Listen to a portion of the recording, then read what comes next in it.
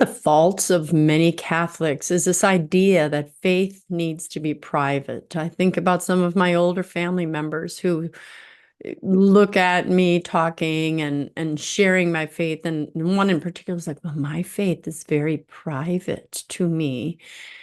And of course, that was a way of saying, I don't want to talk about it. But nowhere in the Bible does God say that our faith should be private. There's a big misunderstanding between a personal faith and a private. Our religion, our faith in God absolutely should be something very personal to us. We should be as intimate with God as we are with our own spouse, with whom we become naked. With Christ, we are completely naked as well. And I need to be so personal with him and share with him my thoughts and my feelings and all the things because, well, he and I have a personal relationship. I share with Jesus things that I wouldn't share with other people, probably because he knows them anyway. But there's a difference between being personal and being private.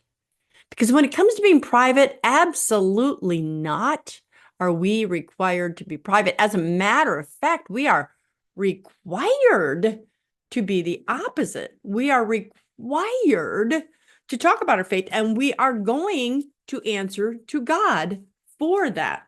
If you just, I'll pick one of the Gospels right here in Mark, the very end of Mark 16. It starts with, and it's actually on the commissioning of the 11.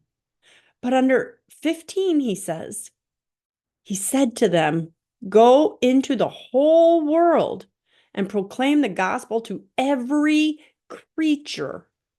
Every creature. It's just not even humans. It's everywhere we go, everything, the plants, the animals. God, Jesus is Lord. Whoever believes and is baptized will be saved. Whoever does not believe will be condemned. There are so many people that want to take the Bible and make it fit their own lives or their own thoughts.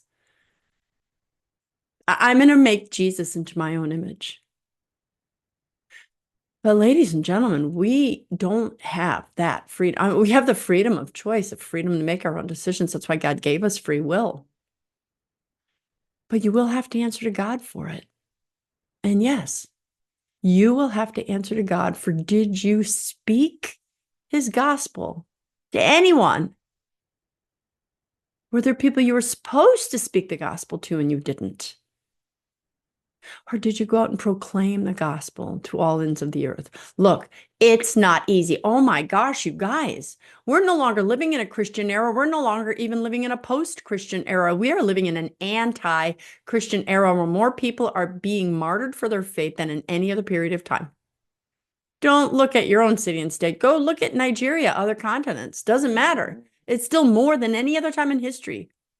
And even in my own country here in America, if you say things that are promoting God, you can go to jail. Look at the Olympics. People were forbidden from making sign of the cross, for praising God, for having an image of God on a surfboard. We are in an anti-Christic era. But that doesn't give us permission to say, oh, you know, God, it's a little bit harder now, so I'm not going to really share the gospel. I'll kind of talk with my peeps at church. We got it. No. You will be mocked. You will be scorned. You will be persecuted. You will be laughed at, and you may even be martyred. The Bible also says, be strong and courageous. Ask God for the courage to speak the truth of the gospel. Ask him to send you the people with whom you should share the gospel. Ask him to give you the words to say. I know my mom always says, oh, I don't have your fancy words. I'm like, well, that's good. God gave me a whole different audience than you. I've got people who want fancy words. You've got people who are more simple in their language. But they all need to hear it because it says right here, spread the gospel to every creature. So no matter who you are, what your grasp of the language is, whatever your circle, You use the words that God's given you to spread the gospel. Then, when you face him and he says, what did you do with my gospel? What did you do with the words I gave you? What did you do with your faith? And you can say, as flawed as I am, Lord, I did what I could with whomever you sent me. I did my best. That will be what he's looking to hear. Let me know your thoughts. I'm Dr. Christine Bacon. Thanks for watching an informational Bacon Bit. And as always, no matter how dark life gets, remember always to live your life sunny side up.